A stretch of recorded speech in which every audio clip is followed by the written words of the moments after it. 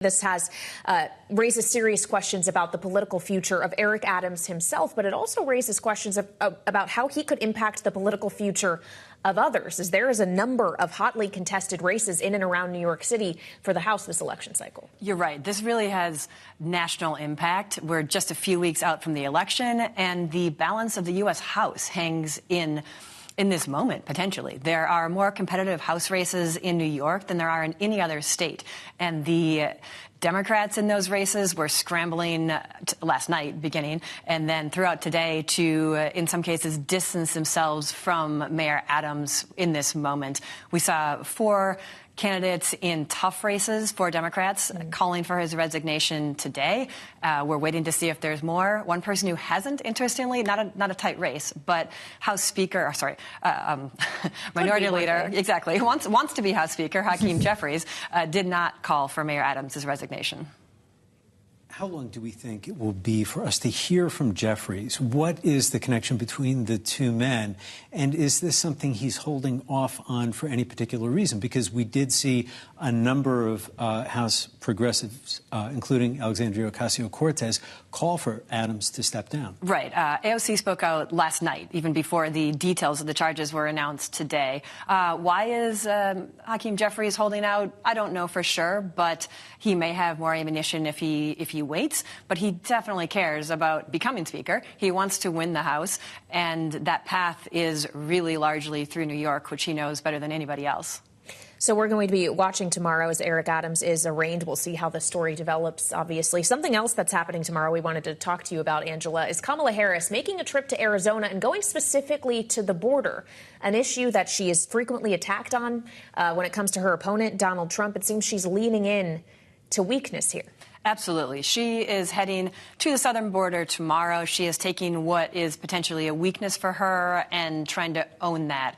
Arizona is one of the closest places in the country in terms of presidential polling right now. Really, really deadlocked. Obviously, Democrats want to take Arizona. They need to take the competitive states if she is going to win. There's also a competitive Senate race in Arizona, so we could hear her talk about that. Democrats have a real tough path to hold on to the Senate, but of course they want to try.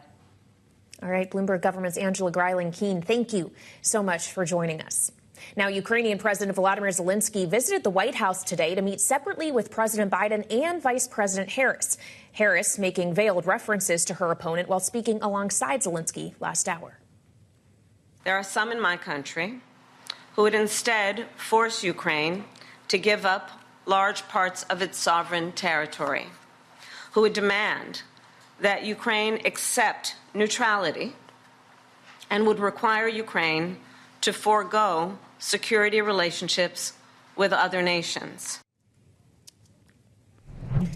Joining us now for more is Bloomberg's Nick Wadhams, who is in New York, of course, the UN and General Assembly wrapping up there this week. And along this UN visit, we've heard comments coming from President Zelenskyy about both President Trump and vice presidential nominee J.D. Vance. It seems to be causing somewhat of a political firestorm here in Washington. You have members of the House now weighing in on this as well, Nick. What does this likely do to the chances of Ukraine continuing to get support when we're no longer talking about it being a Biden administration? What if it's a Trump one? That is the question we're all trying to answer. I mean, clearly what happened was this trip was a bit of a disaster for Volodymyr Zelenskiy, some of it of his own making and some of it not. I mean, he did an interview with The New Yorker where he essentially said J.D. Vance was too radical and scolded him a little bit. So that obviously was not going to set him on good footing with President Trump. And then he went and visited this ammunition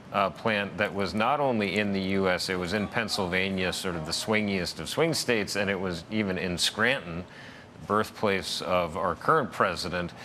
He was accompanied by Josh Shapiro, and so Republicans really went after this as what they said was a blatant partisan play where he was essentially throwing his lot in with Kamala Harris. Of course, Zelenskyy denies that. He said his team was essentially unaware of the political element, but he's going back to Ukraine, really licking his wounds a little bit. He had tried to navigate these relationships and had actually done so relatively skillfully after the whole impeachment saga under the Trump presidency. But I think what you're going to really see here is a degree of animosity, not only from President Trump, but also from those hardline Republicans in the House who have the potential to really tie up funding if there is a request for more aid for Ukraine.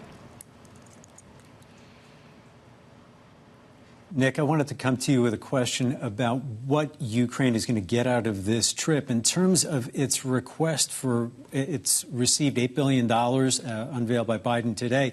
But in terms of other things it wants, Zelensky was hoping to present a victory plan to the administration. How is that landing? And on top of that, where do we think the rest of the Ukraine aid is going to, will it be allocated in time for the administration? Time in office runs out? Well, that's what Joe Biden's trying to do. He essentially announced that he was going to drain what's left in U.S. coffers from the previous supplemental to go to Ukraine, and they're going to try to get that out of the door as quickly as possible. He's announcing he announced a new Patriot missile battery for Ukraine, all sorts of new munitions. So they really want to get that money out before January, and you know it's just essentially going to be a race against time to be able to fund Ukraine, given that it's so unlikely, frankly, that they would be able to approve a new supplemental, regardless of who wins. If Republicans retain control of the House, it would be very, very difficult to do. So this is something that Biden wants to do now, and he's just really hoping that they can get this. I mean, it should be noted, though, that that is quite a boon for Volodymyr Zelenskiy. Though on the other hand, he's not getting some of the other stuff he wants, the long-range fires from the U.S. and also really a tepid reaction to the idea of this victory plan that he presented this week. So that's Ukraine's victory plan. I'd also like to ask you, Nick, about the U.S. and other allies' ceasefire plan that was presented to Israel, looking for a pause in the fighting between Israel and Hezbollah on the northern border with Lebanon. Israel's foreign minister today saying there will be no ceasefire. Is this a flat-out rejection? Where does this go from here? Well, I mean, again, great question, because what we essentially had happen was this extraordinary moment last night where the U.S. and its allies presented this 21-day plan. They said it's really up to both sides, and the signaling we were getting from the administration was that Israel was in conversation with the U.S. and was willing to go along with this idea. Of course, then you had the Israeli foreign minister coming out and saying no. Then you had the symbolism of Prime Minister Benjamin Netanyahu's office releasing a photograph of him ordering an assassination, essentially, of a Hezbollah leader from the plane to the U.S. and then landing and saying they're going to continue